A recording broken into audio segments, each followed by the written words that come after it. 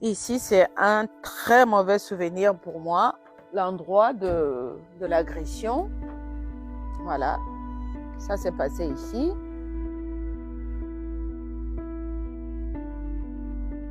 Ma mère a été victime d'une tentative d'homicide à cause de la couleur de sa peau.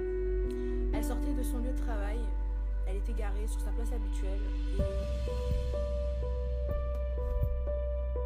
J'ai vu un papier marqué. Moi, je me gare là parce que je suis en train de travailler. J'étais avec ma collègue, on faisait ce carreau. Et il y a une jeune dame qui me demande de libérer la place. Son compagnon, il me dit, madame, si vous n'êtes pas contente, retournez dans votre pays. J'ai enlevé les gants, je suis sortie par là. Et son véhicule, il était garé ici. Il m'a mis par terre, là. Il a commencé à me donner des coups. La deuxième fois qu'il m'a mis par terre, il me dit, je vais te marquer, sale n***resse. En sortant son couteau, il voulait me trancher la gorge. Je me suis débattue, heureusement.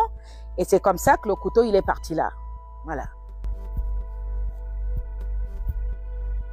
Ici, c'est un très mauvais souvenir pour moi. On dit quoi? Si je suis fatiguée, tout ça. Mais je crois que d'autres personnes subissent ça. C'est ça. Donc c'est ça notre lutte. On essaie de lutter pour ça. Voilà. On me traite de menteuse. Ah ben non, ça s'est pas passé comme ça. Ils ont cru aux gens qui m'ont agressée et moi qui suis la victime, on m'a pas cru. J'ai des preuves quand même. Ils vont être condamnés et puis on verra bien. C'est ça, et que l'histoire.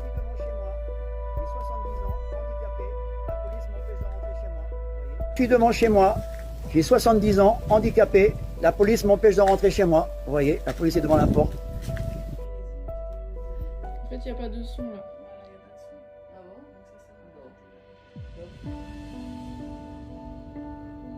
Je ne reconnais plus notre maman. Elle est changeante d'humeur par rapport à tout ce qui s'est passé. Des fois, elle va être très fatiguée, des fois, elle va être très énervée, des fois, elle va être apeurée. C'est très compliqué de sortir avec elle parce que, dès qu'elle va voir un peu des personnes du type de l'agresseur, elle va se recroqueviller, elle va être en panique complète. J'ai peur pour elle, j'ai peur pour mes enfants, j'ai peur pour moi, j'ai peur pour ma famille. On est métis, donc forcément, on subit aussi le racisme. Et avant, c'était verbalement, mais là, on commence à s'en prendre à nous physiquement.